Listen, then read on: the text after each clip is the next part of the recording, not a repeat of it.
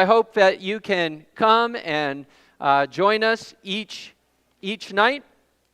Once the presentations are finished, all of them will be video recorded, and we'll upload them to our website, and you'll be able to take these workbooks and scan the QR code on the back and be able to re-watch all of the presentations. Isn't that a great deal?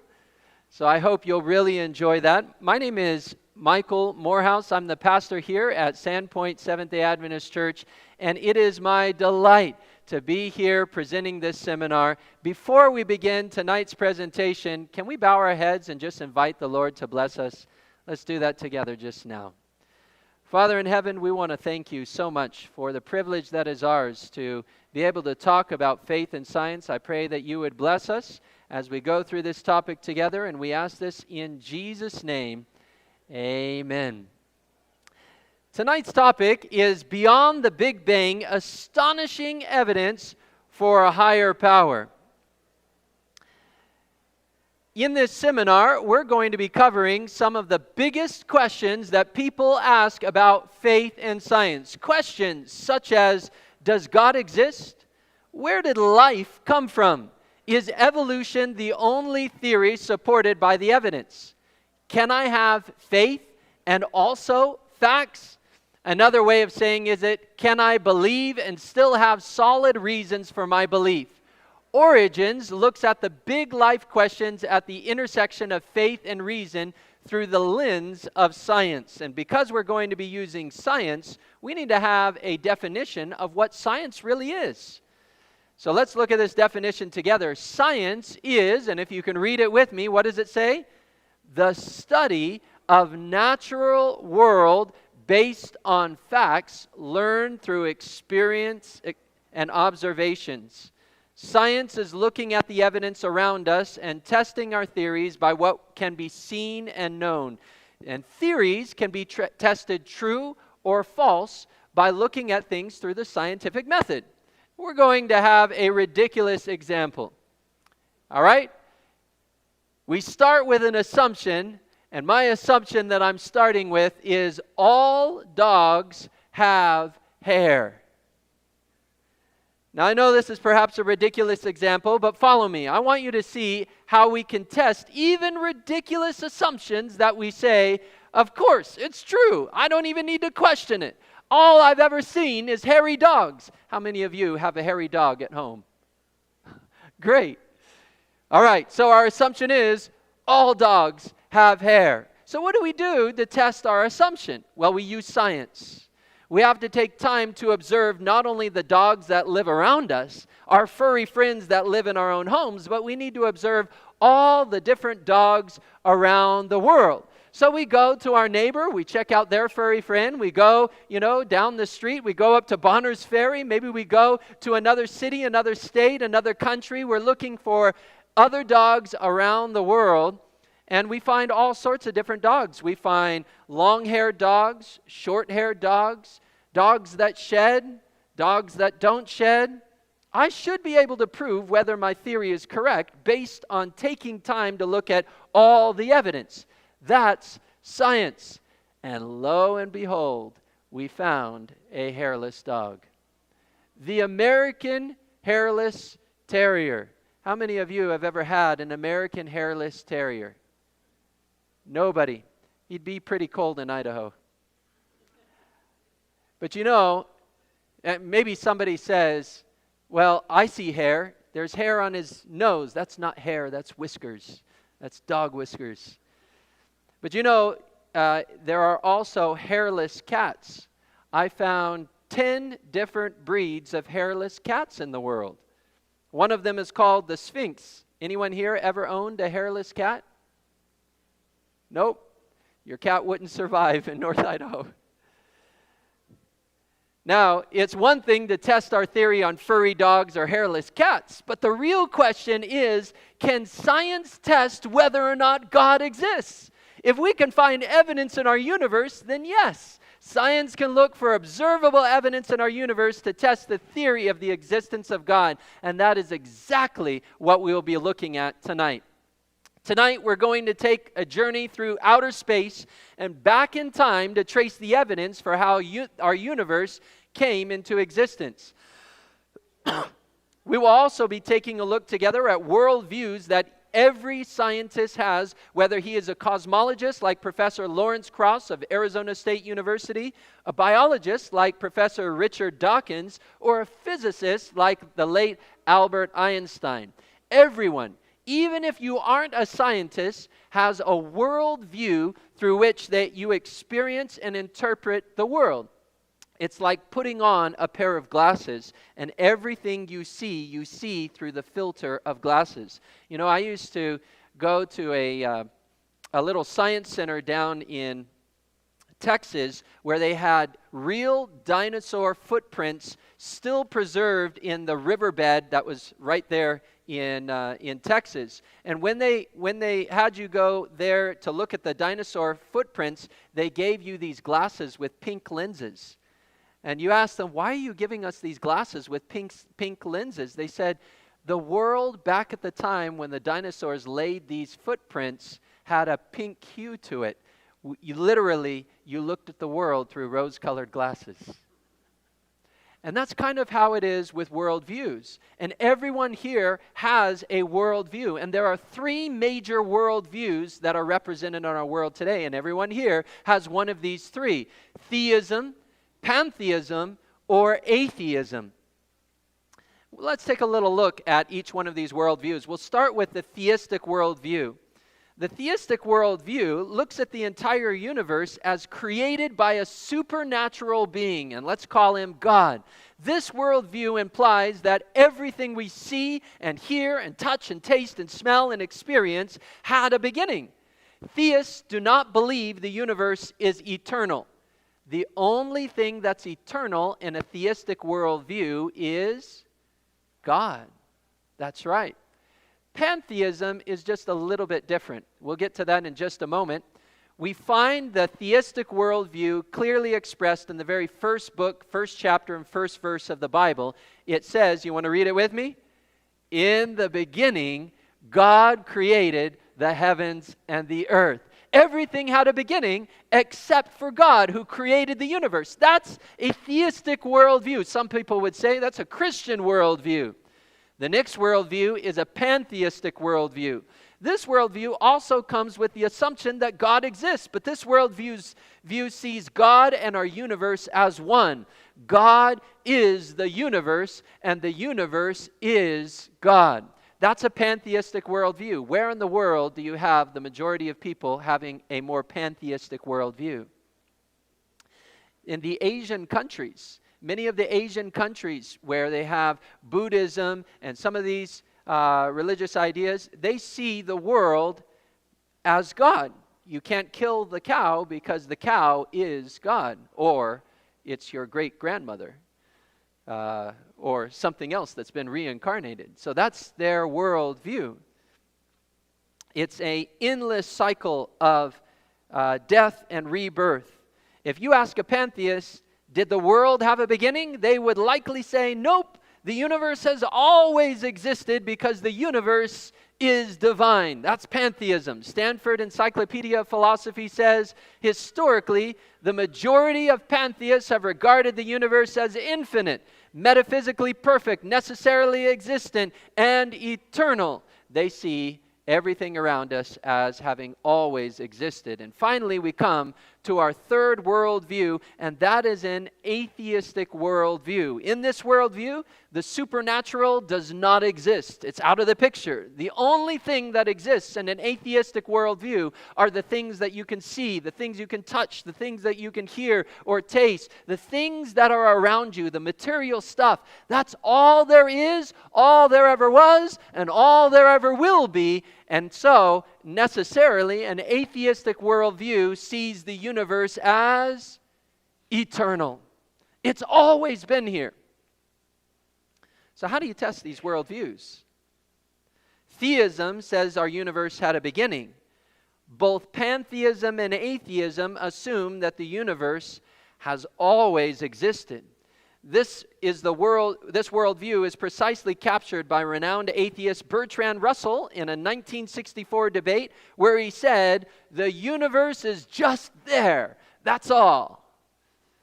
Theism is the only worldview that does not view the universe as eternal. God created the universe, and only He is eternal. You see, if the universe is eternal, you really don't need a creator. It all hinges on whether the stuff around us has been here forever. So if you're seeking to decide for yourself whether or not God exists, the most foundational scientific question you can ask would be, is the universe eternal or not? Stephen Hawking put it this way: the universe would be completely self-contained and not affected by anything outside itself. It would neither be created nor destroyed. It would just be. What place then for a creator? So here's the question we're going to tackle tonight. Is the universe eternal, or did it have a beginning? Where does the science point? And to answer this question, we begin with one of the most famous scientists of all times. Who do you think that is? Albert Einstein. Now, why start with Albert Einstein? And there's a good reason.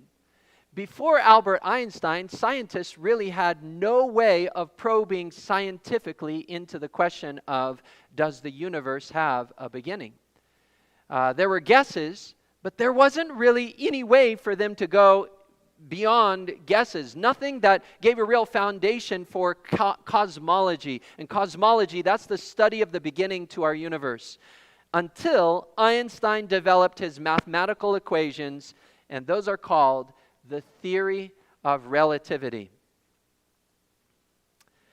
Now, do you know what the theory of relativity is?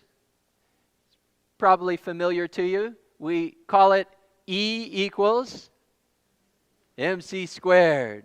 Now, Einstein was a brilliant man with an incredibly imaginative mind. He didn't think in words, he thought in pictures. When he was just a boy, he imagined himself through mathematical equations in his mind. He imagined himself traveling right next to a light particle at the speed of light. Now, I can't wrap my mind around that, what that would have been like to travel at the speed of light right next to a light particle. Maybe someday Elon Musk will get us going at the speed of light. I don't know. But this is the way his brain thought. He could literally picture the world through mathematical equations. Now, what does his theory, the theory of relativity, really say? Let me try and explain it in as simple of terms as possible. We all know about gravity, right? Gravity pulls us down, holds us down. Or if you think of a round sphere, like a ball, gravity is what pulls us towards the center of the ball. Einstein called it the constricting force, like a python that constricts tighter and tighter. For Einstein, gravity wasn't caused by the object. The ball wasn't what pulls me to it. The earth isn't what pulls us towards it. Instead, it's the empty space that wraps around the earth that creates the pulling down force. That was Einstein's contribution to the understanding of gravity. And I'm going to explain it a little bit more. I want you all to picture in your mind a ball on the surface of a trampoline. Can you picture it? Now, if it's a heavy ball, like a really heavy ball, what's it going to do to the surface of the trampoline? It's going to bend the surface so that the surface, the further you bend it, the more the surface would curve around the edge of the ball. Now imagine this ball sitting on a trampoline. Imagine that it's heavier than all of us put together. So the trampoline's like really bowed down. If you were to take a golf ball and put the golf ball on the edge of the trampoline, where would the golf ball go? It would roll towards the ball, towards the center of the ball. Is it the ball that's pulling the golf ball towards it? No. What is it that's causing the golf ball to roll towards the volleyball? It's the curve of the surface of the trampoline that wraps around the volleyball. And that is what causes us to stay firmly put on planet Earth. By the way, just recently, they had a couple billionaires who did their first spacewalk on Elon Musk's new spaceship out there. A first.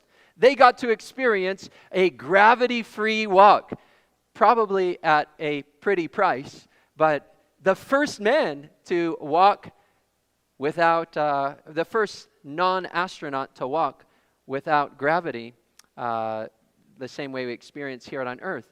So Einstein pictured it that way. And it was known as the contracting force. Now, Einstein didn't discover gravity. It was a Christian scientist by the name of Sir Isaac Newton who, through repeated observation, correctly put together Newton's law of gravity that objects fall towards the earth. And he began to ask questions such as, why do apples fall from trees? Why do they fall towards the earth and not towards the sky? The conclusion is that there must be a force that is pulling them down, an invisible force that acts upon everything. Isaac Newton's conclusion was that the earth, like a magnet, was pulling everything toward itself, and this invisible force pulling things down must be gravity. Astronomers from ancient times have taken note of this contracting or pulling force and have found that it exists everywhere you look in the universe. Gravity can even bend light. New stars have been discovered on the other side of the sun during a solar eclipse because the light, which is on the other side of the sun, is being bent by the curvature of space around the sun, and we see it on the other side of the sun. Amazing. Only visible during a solar eclipse, almost as if the secrets of the universe were created to be discovered. Then came Galileo, a famous astronomer who probed deeper into gravity. He tested his theory believing that heavier objects fall faster than lighter objects. He took two cannonballs, one weighing much heavier than the other one, and he took them to the top of the Leaning Tower of Pisa. Anybody been to the Leaning Tower of Pisa? Yeah, they say every year it leans a little bit more. Not a tower I would want to live in. But he dropped the two cannonballs from the Leaning Tower of Pisa together to see which one would fall faster, and he discovered that the heavy object and the light object hit the ground at the exact same time. This discovery confirmed that gravity, which is observed throughout the entire universe, is constant and consistent, meaning that whether gravity is pulling a pebble or a cannonball, it doesn't pull one more than the other. The rate at which it pulls all objects is constant and an unchanging rate. You don't have apples falling faster or slower than pears or coconuts. No matter the object's size or weight or shape, the gravitational pull was constant, predictable, stable, and unchanging. Little did these early scientists realize that they were discovering a force that would lead the earnest seeker back to the creator of the universe and prove the ancient truth that in the beginning God created the heavens and the earth. Einstein refined the theory of gravity further by revealing that instead of the earth pulling everything in, it was space wrapped around earth that pulled things in, and this was a constant force present all over the universe. However, there was one major problem. If we lived in a universe where the only force that existed was a force that pulled everything together, how big would our universe be? Yeah, even smaller than that. Even smaller. The answer is that if the only force we had in our universe was gravity, there wouldn't be a universe. Not at all. No stars, no planets, no solar systems, no galaxy. Everything would be smashed together like a big pancake. Our universe would look like one tiny, tight little ball of matter and energy. And since we live in a universe that isn't smushed together, the logical conclusion is that gravity must be competing with another force that pushes everything apart. This force had to be slightly stronger than gravity to keep our universe in the stable state we see it today. A universe with a contracting force, gravity, and an even more powerful expanding force. But this idea, although logical, presents a new problem because it suggests that our universe is expanding. It's growing. It's moving outward. And this produced a major problem from Einstein, and we call it Einstein's dilemma. You see, before 1917, this brilliant mind believed that the universe was static and eternal, meaning that everything that has been hanging in space today as it has always been. The planets have always followed the same path through space. The stars have always been shining in their set place. Everything has just been hanging in this perfect balance from eternity past and will forevermore. The universe, he believed, was eternal. Now, just a question. Let's go back to our worldviews. Can you guess which worldview Einstein had? There's only two options, really, right? Either pantheism or atheism, because those are the only two worldviews that see this universe as eternal. And that's how Einstein viewed this universe. The problem he kept encountering was that the evidence in his field equations pointed to a universe that was not just sitting there, but a universe that was expanding. And if the universe is expanding, it implies that the universe is not eternal, but had a beginning. Everything we see had to have started at some time in the distant past. Let me illustrate this for you. If a universe is expanding, then it is moving outward, or growing bigger as time goes by, right? Are you following? Every year, the universe is getting bigger than the year before. Do you have your balloon?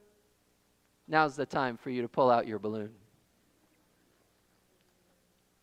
Now, I hope you can, you have plenty of air in your lungs. Maybe you had a long day. You want to get some air out of your chest.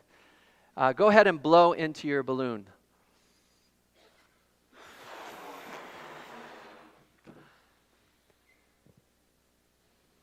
Bigger. Don't pass out on me. Every breath, your balloon gets bigger and bigger. And your breaths represent time.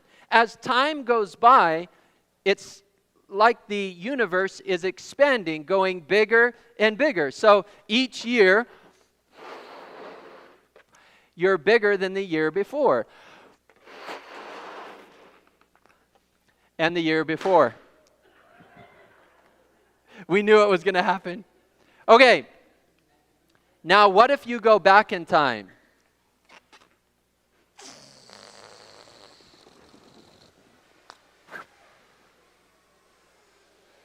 That's what happens with our universe if you go back in time. And if you go far enough back in time, squish all the air out, you get what scientists call an infinitesimal point, a point where you can't get any smaller. All the air has been pushed out. It's the smallest point that you could possibly get, and they say that is where everything had a beginning. Do you see how an expanding universe presents a real problem for those who believe that our universe is eternal? Because with an expanding universe, you logically go back in time, and as you go back in time, you have to come to a place where you can't go back any further, and there has to be a beginning.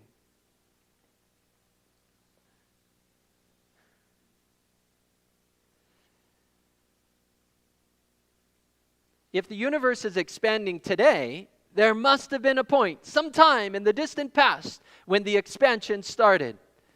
What would Einstein do with this dilemma? On the one hand, he believed that the universe was eternal, had always been there just hanging in space. On the other hand, the evidence of his theories pointed to a beginning to the universe. Einstein had a choice. He could follow the evidence, or he could hold on to his worldview and reinterpret the evidence. What do you think Einstein chose to do? Only had two choices. Einstein decided that he was going to hold on to his worldview and change his equations to fit his worldview. and he added something into his equations called the cosmological constant, which kind of was like a balancing mathematical equation that allowed the expanding force and the contracting force to kind of balance out so that everything just stayed steady. The stars could still shine right where they had for eternity past. The planets could still go around the stars as they always had done. Everything could be the steady state as he had always pictured it. And there was a sigh of relief for Einstein. His mathematical equations could fit with this cosmological constant. Scientists are faced with the same dilemma that Einstein was faced with today. They're confronted with questions like, what should I do when my science collides with my worldview? I want you to consider a historical example of this together. Consider the spider. Aristotle classified the spider as an insect. And an insect has how many legs? 6 legs.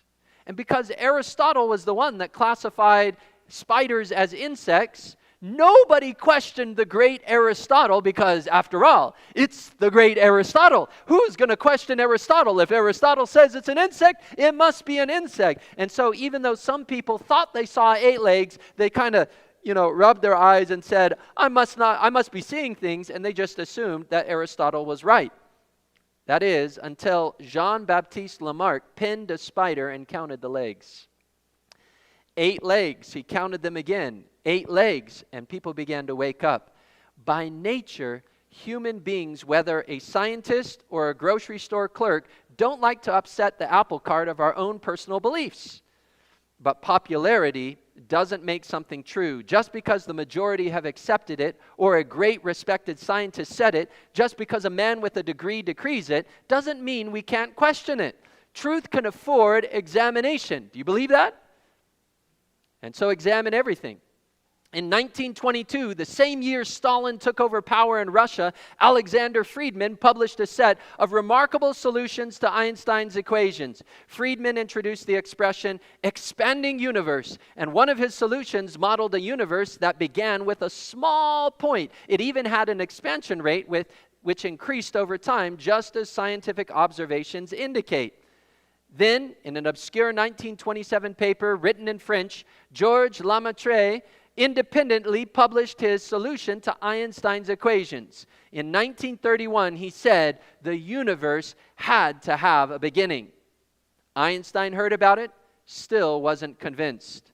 Lemaitre reasoned that on its long journey to Earth, a galaxy's light is stretched in frequency by the expansion of space itself. The longer the light journeys, the more the universe has expanded, thus the greater the light stretching. Have you ever heard an ambulance go by you? When it goes by, have you ever noticed how the pitch of the ambulance changes? Woo, woo, woo. Listen.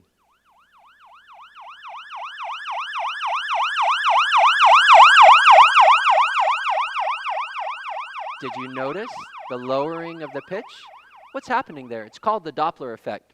The Doppler effect says that sound, as it's coming towards you, the sound waves are short and compressed together. But as the object that's making the sound is moving away from you, the sound waves begin to stretch out and become longer. And we hear that with our ears as a lower frequency. It happens with sound, but it also happens with light. When something that's emitting light is moving away from us at a set pace, the light frequency is stretched and it moves into the red spectrum. It's called the red shift. And this is one of the ways that scientists can tell that a star is moving away from them in space, because the light actually shifts into the red spectrum.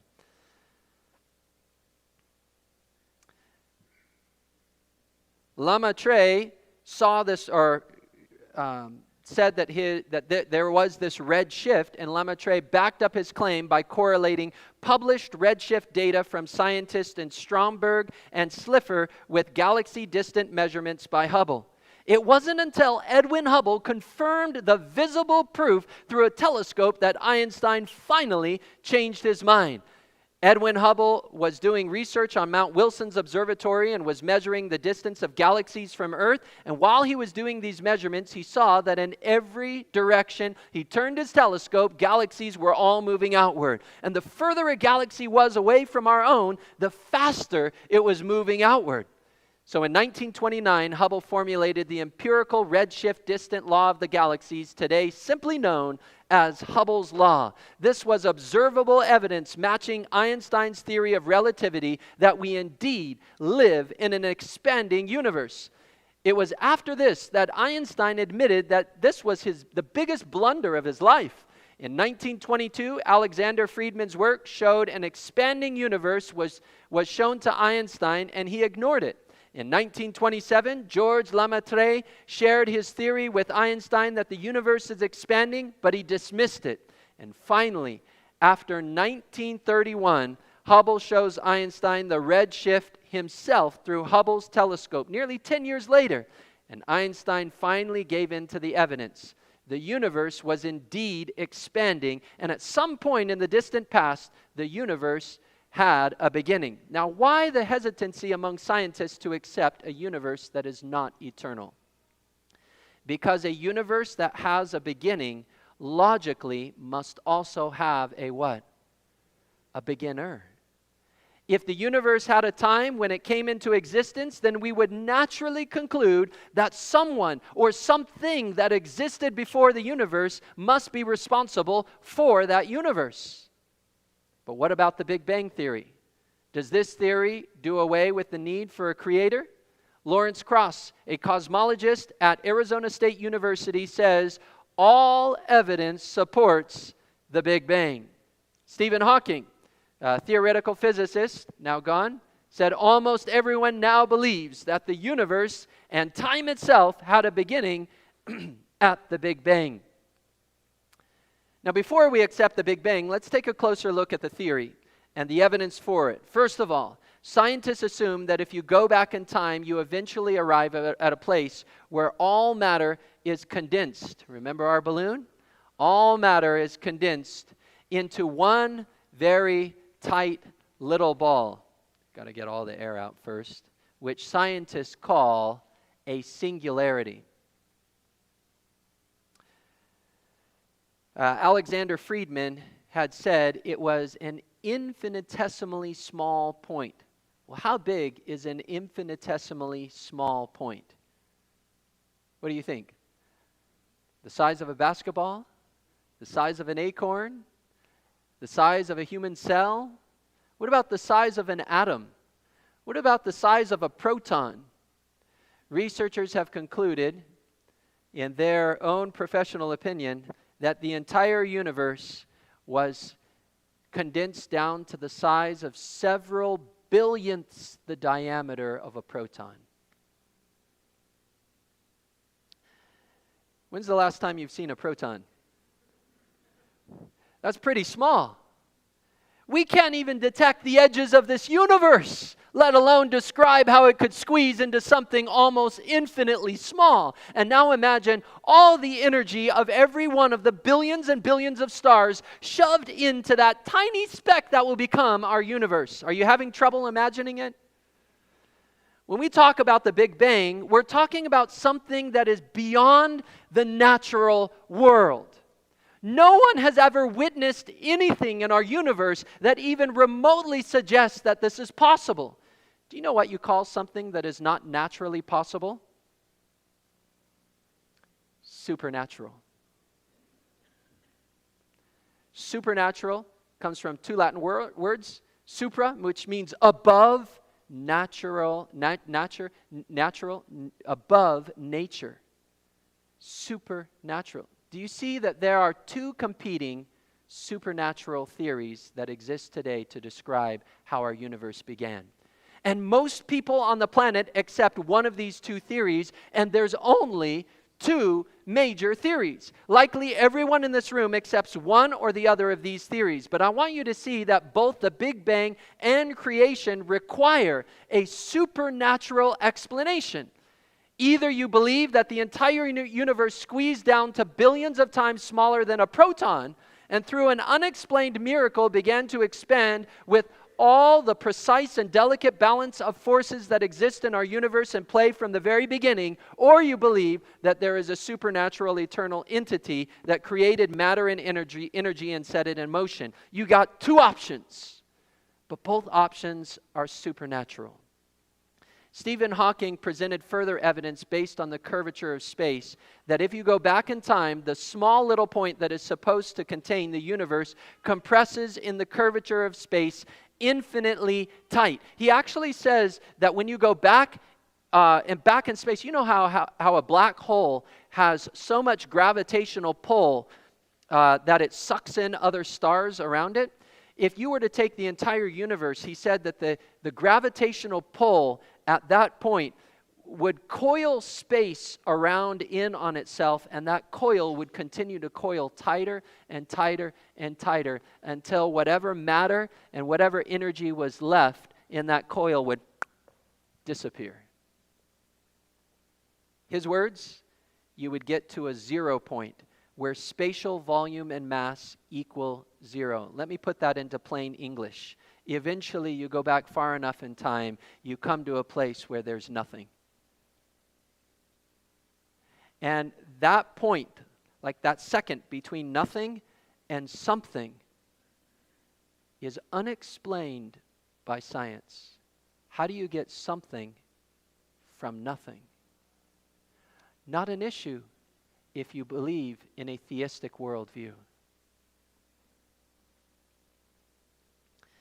In other words, if you keep going back in time, the universe, according to the most brilliant minds, must have not existed, and then suddenly had a moment when it did exist. Stephen Hawking is not the only one to theorize this. Alan Guth, a theoretical physicist, said this: the observable universe could have evolved from an infinitesimal region. Remember, that's billionths the size of a proton.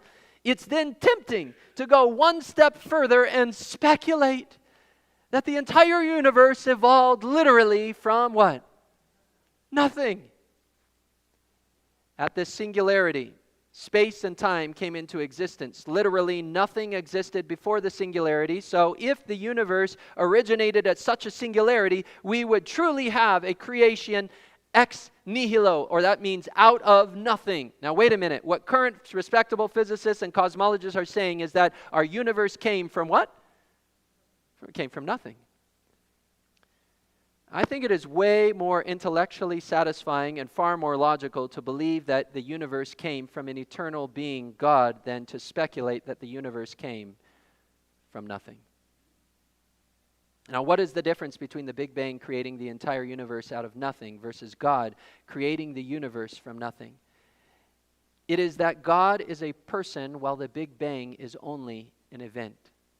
Both are supernatural. Both explain how something came from nothing. But if the universe is not eternal, only a supernatural cause could explain how the universe got here. You only have two choices, two supernatural choices: God or a universe from nothing. The most plausible, logical, reasonable choice is God. And here's why it's a logical choice. We all can see that everything in our universe came from something, right?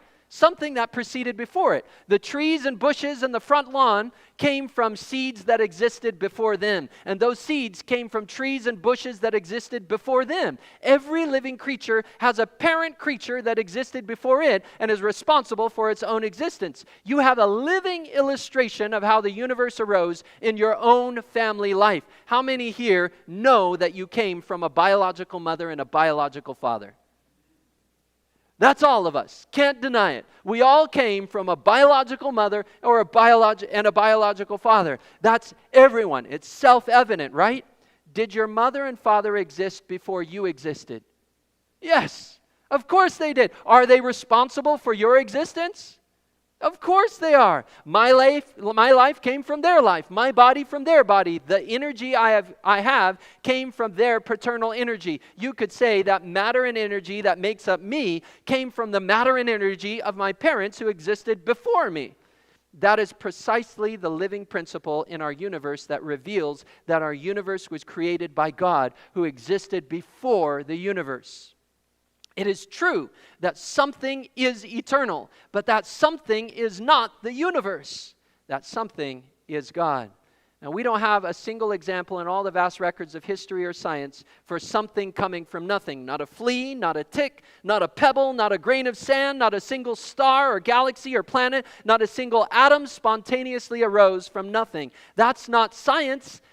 We call that science fiction.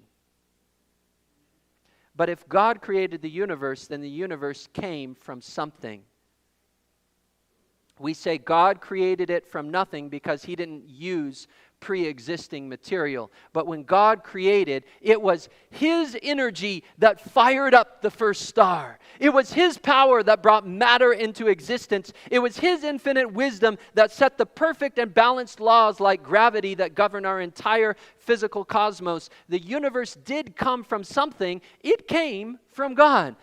Now, which theory is the most closely supported by what we repeatedly observe in our world? A universe from nothing, or a universe from an eternal being? Now listen to how Stephen Hawking tries to solve this problem, alleging that God did not create the universe, but that gravity did. In his famous speech, Origin of the Universe, Hawking asks this question: so where did the energy come from to create the matter? The answer is that it was borrowed from the gravitational energy of the universe.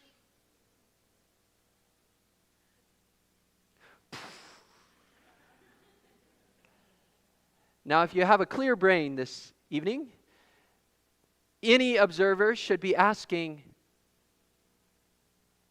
what universe are you talking about? Right? What universe is the universe borrowing from?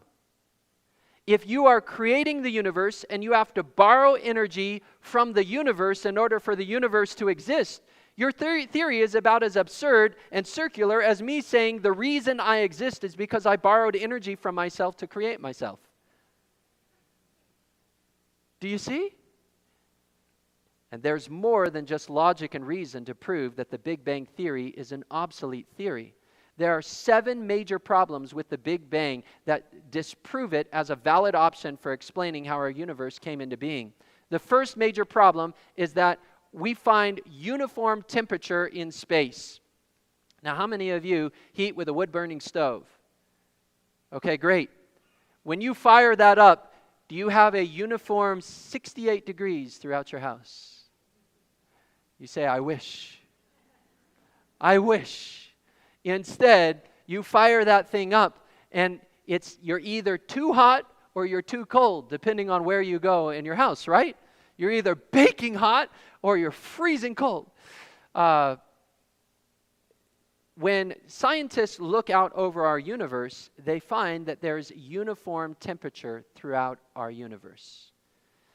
And that uniform temperature would have required longer than 13.8 billion years, which scientists say is the length of time since the Big Bang.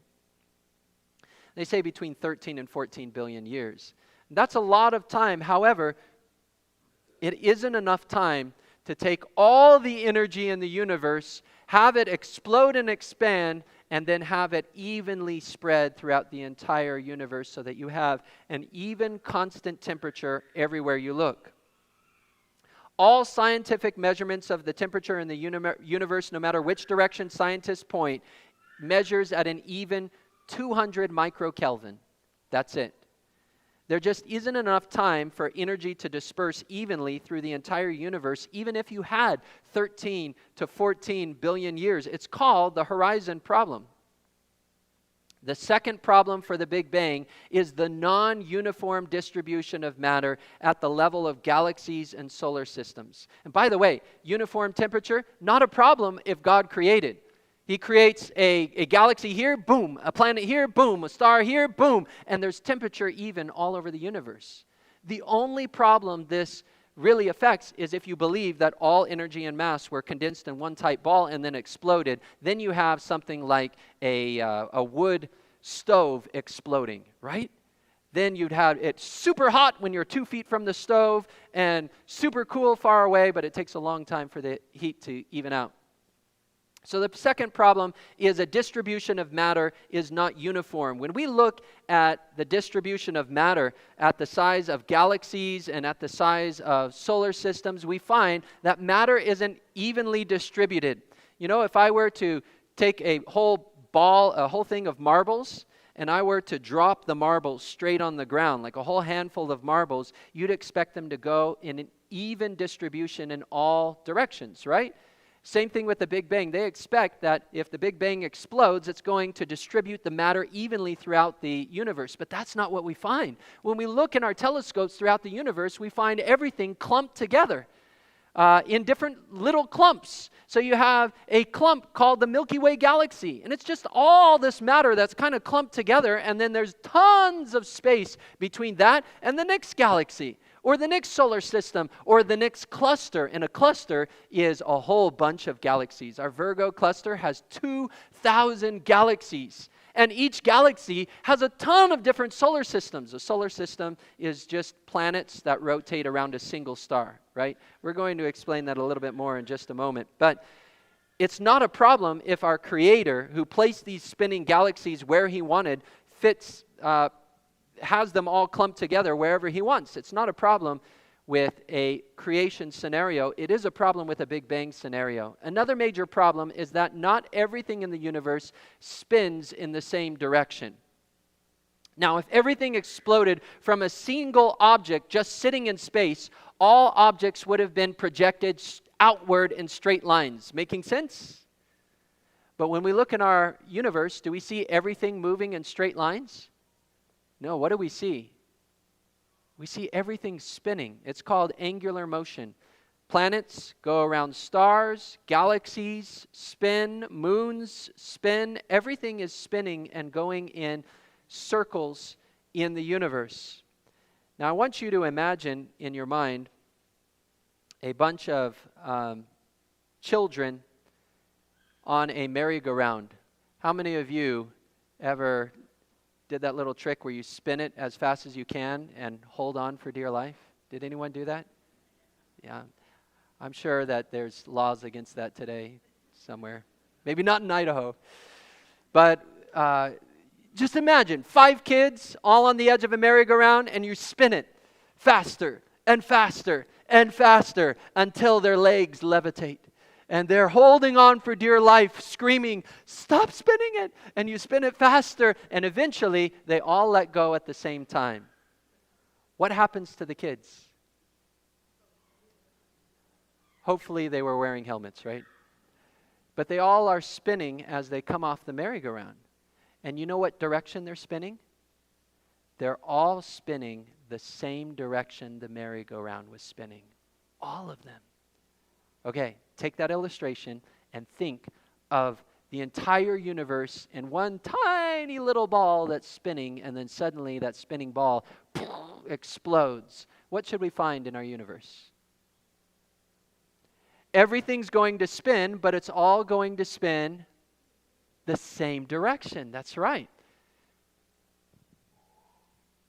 Here's the problem.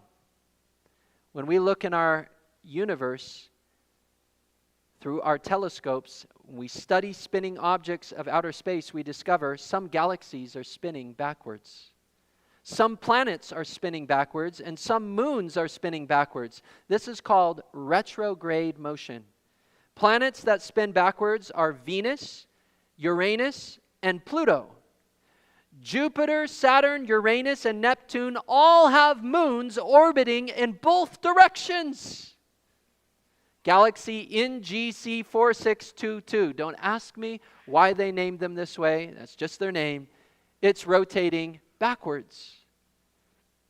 A fourth problem for the Big Bang is mature galaxy formation during the supposed first billion years of the universe. The Big Bang theory predicts that galaxies on the edge of our universe are around 13 billion years old. Now, the reason it's a problem to look through your telescope at the edge of the universe and see galaxies that are as mature as ours is theoretically that light has been traveling for 13 billion years, so that when you finally see it here on Earth, you're looking back at the very moment that evolution created the very first galaxy on the very edge of the universe. The problem is that those galaxies are not young little blobs. Those galaxies are as mature and fully grown and filled with stars as our own Milky Way galaxy. And it's not just galaxies, it's entire clusters. In the Astrophysical Journal Letters, it says there's not just one, but there are at least 15 mature galaxies that have been found at a record-breaking average distance of 12 billion light years away. Their existence at such an early time raises new questions about what forced them to grow up so quickly. It's not quite time for theorists to panic, but we're getting there, said astronomer Roberto Abraham. In 2015, Caltech astronomers published a discovery of the oldest detected galaxy, EGS 8P7. It's more than 13.2 billion years old, which is far, far too old for a mature galaxy to have formed in the Big Bang. But it's not a problem for creation. Not a problem for a God who created the galaxies at His pleasure. Here's another one discovered in 2016, galaxy GNZ11, a remarkable luminous galaxy at Z11.1, just 400 million years after the supposed Big Bang. Again, not a problem at all for a worldview with God as a creator. Then you have the fifth major problem, and that's mature clusters. Here's CLJ1449 plus 0856. I don't know if there's a better way to pronounce that. But they found evidence suggesting that most of the galaxies in the cluster were not forming stars, but were composed of stars that were already 1 billion years old. That makes the cluster a mature object, similar in mass to the Virgo cluster. Now remember, I told you that the Virgo cluster has 2,000 galaxies, and our own Milky Way galaxy is part of that cluster. It's huge. Now remember, you have solar systems. That's planets circling a single star. Usually a solar system is a few light years large. That's equal to about 12 trillion miles wide. That's a solar system.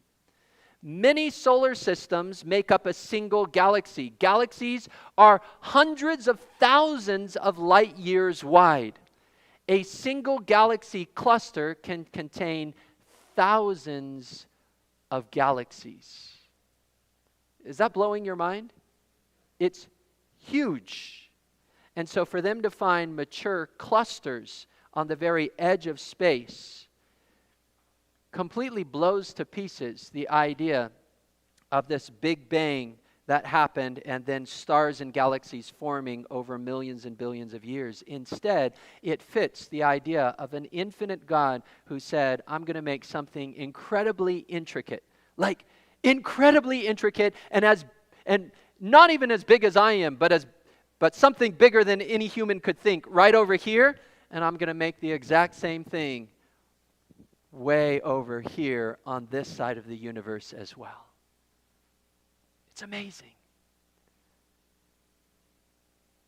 Number 6 on the list of problems astronomers have discovered is that surface brightness of distant galaxies are the same as close galaxies. In contrast, the Big Bang Theory tells us that in an expanding universe, objects actually should appear fainter but bigger. Thus, in this theory, the surface brightness decreases with the distance. In addition, the light is stretched as the universe expanded, further dimming the light. The problem is that when they looked at the surface brightness of faraway galaxies, they found the surface brightness was exactly the same as galaxies that are close by. And the seventh biggest blow to the Big Bang Theory is a star known as the Methuselah star. Now, remember, scientists have not discovered even a fraction of the stars, galaxies, or solar systems in our universe. Every single day, an astronomer could find a star no one has ever cataloged before. There are billions and billions of them. For a comparison, if you took a cup of sand from the beach, and found in that tiny cup a single grain of sand that was incredibly old, how likely is it that in the rest of the beach around the world, you could possibly find a grain of sand even older? Pretty likely, right? The odds are high because the sample is so incredibly small. This is the framework you need to have in your mind when you consider the Methuselah star. NASA has calculated the age of the oldest known star, nicknamed the Methuselah star. It's cataloged in astronomy as star HD 140283. It's about 190 light years away. It's moving at an amazing speed of 800,000 miles per hour. The first calculation of the star put it at a whopping age of 16 billion years old. However, that presented an obvious problem with a universe that is supposedly only 13.8 billion years old. So they recalculated, and after getting the lowest number they could possibly get, taking into account some things like oxygen content and other items that could make the star appear older, they got down to 14.5 billion years old. Still, another 1 billion years older than the universe itself exists, they say existed. How can you have a star older than the universe? It's not a problem, and even expected to find ancient stars created by an eternal God.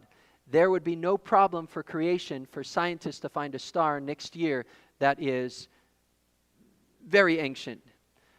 They may exist, and we haven't found them.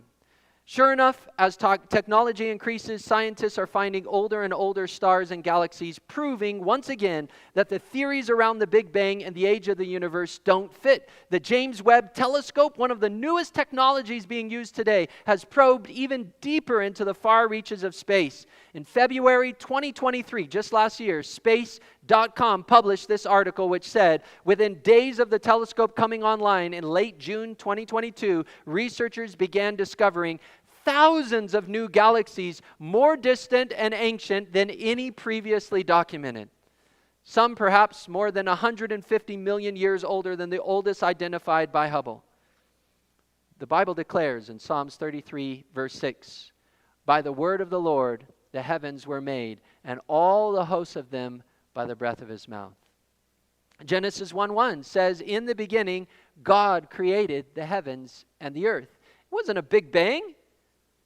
It was God who existed before the stars, who is older than the universe. He is the one who created all these things, just as the Bible describes.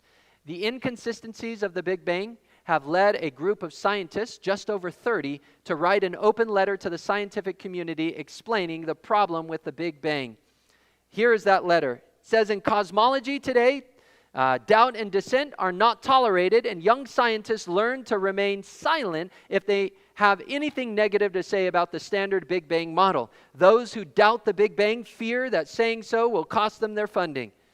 Even observations are now interpreted through the biased filter, judged right or wrong, depending on whether or not they support the Big Bang. So discordant data on red shifts, lithium and helium abundance, and galaxy distribution, among other topics, are ignored or ridiculed. This reflects a growing dogmatic mindset that is alien to the spirit of free scientific inquiry. Now, why would the scientific community be so dogmatic? Why not follow the growing evidence? Robert Dickey of Princeton University said this, an infinitely old universe would what? Relieve us of the necessity of understanding the origin of matter at any finite time in the past. If we have a super old universe, we don't even have to talk about how it began. And thus, we can avoid the question of does God exist at all? However, there is even more powerful evidence indicating our universe had a beginning, and it had to have come from a supernatural source outside of the universe. How many of you have heard of the second law of thermodynamics? Second law of thermodynamics. This law indicates that our universe cannot be eternal and must have a beginning. It states that in a closed system, such as our universe, usable energy is slowly converted to unusable energy. Think of a cup of boiling water. If I were to set a cup of boiling water on the table, should I stick my finger in it? No. But let's say I wait for an hour and then come back. Can I stick my finger in it? What's happened to all the energy in the cup? It's dissipated into the room. Now, can I say I want all that energy back and put all that energy back in the cup? It's never going back, is it? That's the second law of thermodynamics. It says the energy in the cup moves out of the cup and it never comes back. It only goes one direction. Usable energy creates non-usable energy, and it never comes back. If we lived in an infinitely old universe, would we have any usable energy in our universe left? According to the second law of thermodynamics, all energy would have been used up. That's another point that helps us to know that our universe had a beginning, that it was created. There's something else that the second law of thermodynamics says. It says that everything in our universe is going from order to chaos. We also witness this every day. Anyone here that is wearing the same clothes they wore 40 years ago? Don't answer that question. Why do we buy new clothes? New homes, new cars, new tires. Why do we have to repair roads or fix up abandoned shacks?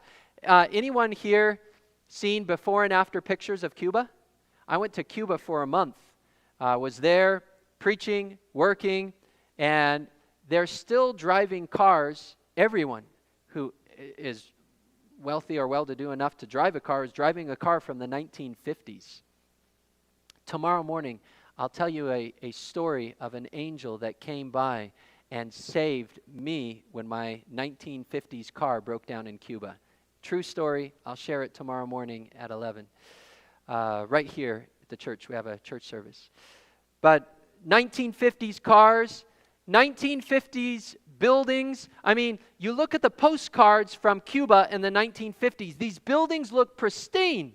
And now they're completely dilapidated, completely falling apart. Why is that? Why didn't they just stay pristine looking as they did 50 years ago, 70 years ago? Second law of thermodynamics. Everything moves from order to chaos. If we had an eternal universe, would we see any order left in our universe? No. According to the second law of thermodynamics, everything would have fallen apart by now. So we know that the universe is not eternal. It had a beginning. If the Big Bang cosmological scenario is abandoned, and the question of what will replace it is a major issue because a more viable, non-theistic contender does not now exist. All of the competing theories suffer from as many, if not more, problems than the Big Bang. I think, however, that we must go further than this and admit that the only accepted explanation is creation. I know that this is anathema to physicists, as it is to me, wrote H.J. Lipson, but we must not reject a theory that we do not like if the experimental evidence supports it. Right? Okay, you can take a deep breath. That was a lot of information. By the way, tonight's topic was the most technical of all the topics that I have covered. It is the most thorough, most scientific. It gets a little bit easier to digest as we go to tomorrow afternoon at 3 and the next afternoon at 3. But let me do a quick review. Here's the evidence. We know an expanding universe indicates a beginning. We know that because of the red shift of galaxies. Remember the Doppler effect? Woo, woo, woo, woo, woo, woo. It's the stretch of light. We also, the general theory of relativity showed that our universe had a beginning. The second law of thermodynamics indicates that the universe had a beginning. A usable energy still exists, and the universe still has order. We also looked at 7 different problems with the Big Bang theory. The uniform temperature of space, the non-uniform distribution of matter, the universe that spins both ways, mature galaxies on the edge of the universe, mature clusters on the edge of the universe, surface brightness for distant galaxies matches the surface brightness of nearby galaxies, and lastly, the Methuselah star. George Greenstein, an astronomer, said the thought insistently arises that some supernatural agency, or rather agency, capital A, must be involved. Is it possible that suddenly, without intending to, we have stumbled upon the scientific proof of existence of a supreme being? This was how early scientists of ancient times thought about it. Nicholas Copernicus said, "The mechanism of the universe, wrought for us by a supremely good and orderly creator, the system, the best and the most orderly artist of all, framed for our sake." Scientists down through time have looked up into the stars. Many have gazed at these celestial bodies with questions running through their minds, and more than one has concluded that our universe declares the existence of God. And that's in a direct alignment with what the Bible says in a theistic worldview. The heavens, can you read it with me? The heavens declare the glory of God, and the firmament shows his handiwork. Romans 1 verse 20, let's read this one together. "For since the creation of the world, his invisible attributes are clearly seen, being understood by the things that are made, even his eternal power and Godhead." And then Psalms 53 verse 1, it tells us that we really would be foolish to deny the evidence that God has given us in this world. It tells us that the fool has said in his heart, "There is no God." This evidence has led many to a belief in God. Nicholas Copernicus, Pascal, Halley, Kepler, Isaac Newton, Robert Boyle, Galileo, Alan Sandage, Sir Fred Hoyle, Arno Penzias, Charles Townes, Guillermo Gonzalez, and Antony Flew are all examples of scientists today and in the past who have come to believe that science proves the existence of God. Antony Flew was a devout atheist.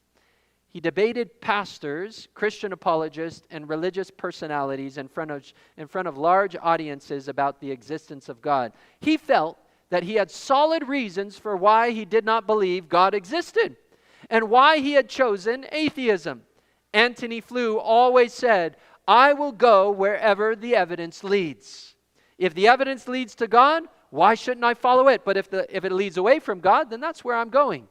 For years, this man stood against this notion that God exists until recent discoveries in science began to plague the mind of the aging atheist. The evidence was beginning to show that nothing short of supernatural could have brought about our current universe.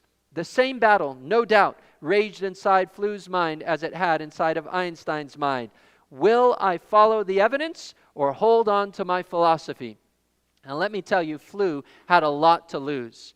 His credibility, his years of debating Christians, his scientific career. I mean, he had a legacy now of being the most notorious atheist in the world. But he always said, "I need to go where the evidence leads." And so Antony Flew shocked the world in 2004 when he came out with a book that he wrote, "There Is a God, How the Most Notorious Atheist Changed His Mind." And friends, I hope that we can be as honest and say, I'm going to go where the evidence leads. And if the evidence has led the most notorious atheist to be willing to change his point of view, maybe you and I can stand a little bit firmer and a little taller on the notion that God created the heavens and the earth. Tonight, the God of heaven speaks to your heart and mind through his creation, declaring that he does exist. Follow this reasoning with me for a brief moment before we close. If our universe had to have been created through something supernatural, and that is a personal, eternal being, God, then the next question we naturally arrive at is, why? To create something indicates that you have a purpose for it, a will for it, a reason for it. And that is exactly what the implications of tonight are for your life, friend. You're not an accident in the great cosmos. Being the product of creation means there is intentionality, purpose, and meaning for your life. And that purpose, that meaning can be found only if you choose to seek the one who made you. Do you see it? I really hope you're gaining a new appreciation and a new glimpse of God tonight. As we continue through this series, we're just going to build faith with science.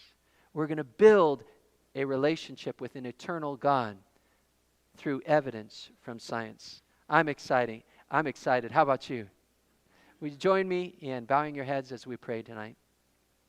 Heavenly Father, we want to thank you for leading and guiding our discussion together tonight as we discovered evidence in outer space, in the universe, for your existence, that you do exist. And I pray, Lord, that you would bless us not just to know that you exist, but to go a step further and realize that we have purpose and meaning because we are not an accident in this universe. We were created by a God who was intentional about making sure there was a planet called Earth and a person called you and me right here on this planet at this time.